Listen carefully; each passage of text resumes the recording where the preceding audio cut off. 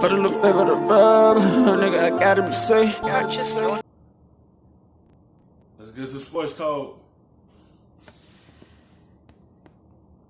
Prove it. You just have to have something glued together that will stick long enough for someone to look up. And the problem with this theory is it doesn't stick for this reason. I mean, forgetting the fact that officials, even from the SEC or any other league, probably would never do this without something extraordinary occurring. Why would SEC officials want doing the bidding for ESPN want Clemson in there? First of all, Clemson is the biggest single threat to Nick Saban's dynasty. And secondly, and Bobby knows this, Clemson is not a big television market. Columbus, Ohio is. If you look at the highest ranked television markets for college football. Yeah, Ohio State is a big television market. You know, bigger than Clemson's. You know, you talk about why would they want Clemson? Because after a while, it's gonna be up there with Ohio State. Because if they win another national championship, it's gonna raise everything up for them as well on the television market with Ohio State. Every single year, they're usually Birmingham 1, Columbus, Ohio 2, or Columbus, Ohio 1, Birmingham, Alabama 2. And you know, Greenville, South Carolina is a good TV market for college football. The problem is not a lot of people live there compared to Ohio. And if you're ESPN only as a lowly employee, Ohio State is as big a draw as there is in college football, on the same level with Alabama. Clemson is not. So hate to throw facts at the way of a great conspiracy theory, but I'm forced to on this New Year's Eve.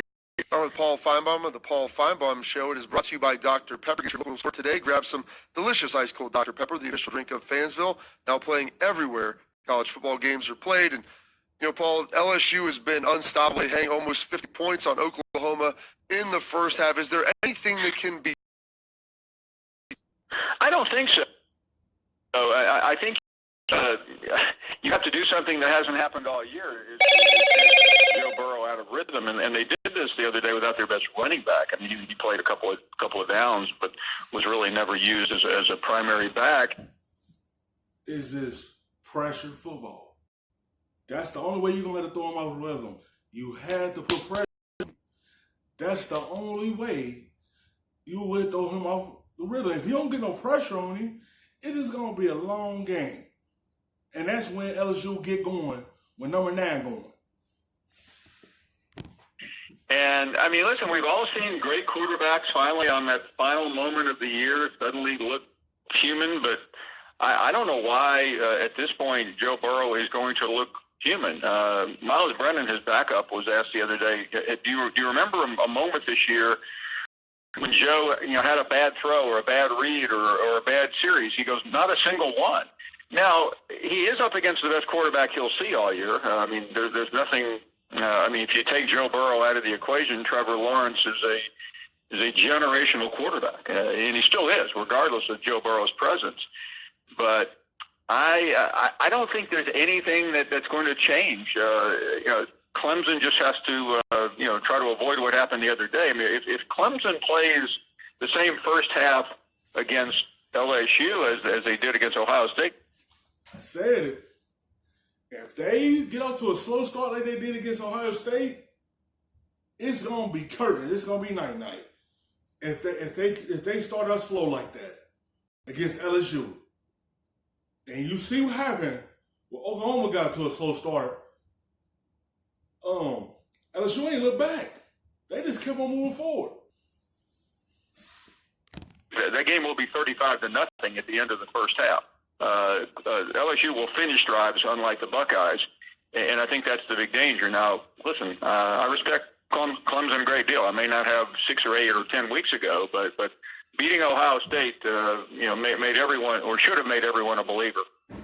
We're talking to Paul Finebaum of the Paul Finebaum Show on Go Look and We Go. Jason Fitz, Bobby Carpenter in for the guys.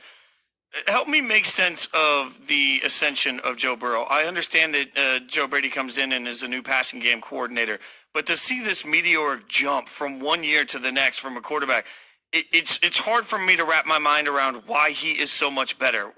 Explain it to me, Paul. I think he was already always a good quarterback who never quite had the opportunity. We see this in athletics every day. I mean, Justin Fields couldn't get on the field for Georgia, and suddenly he's a starter at Ohio State. And listen, it's not an uncommon thread in sports, but I was close in 18 to really being a good quarterback, but he wasn't probably getting the utilization of the compliments around him, and then I think Brady really went. You've heard this probably before, Jason, but he went to basics, fundamentals, reteaching the players on that team, and a really great wide receiver core how to catch again. Fundamentals 101. They did doing 1,000 drills. They did 1 or 2 drills 1,000 times, and it really did seem to have an impact. And I kept hearing, as some of you guys did during spring and even during summer and early fall, hey, you gotta pay attention to Joe Burrow. It's like when you work on things at practice, it pays off on the field. You practice how you play on the field, and the way they was practicing, and it showed up at the big game.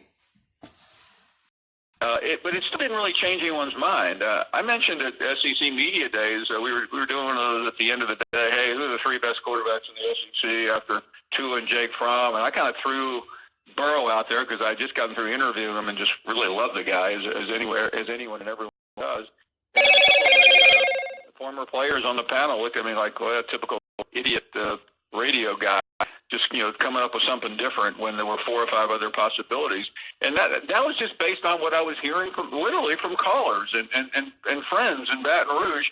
And then after the first game, I still wasn't sure. And then when he went to Texas and just lit the Longhorns up, a team I thought was really good at the time, I started to believe. But we were still hung up on Trevor Lawrence and Tua Tagovailoa and all the usual suspects. Well, if you were to look at, in Jalen Hurts' career and you had to summarize it, how would you do that?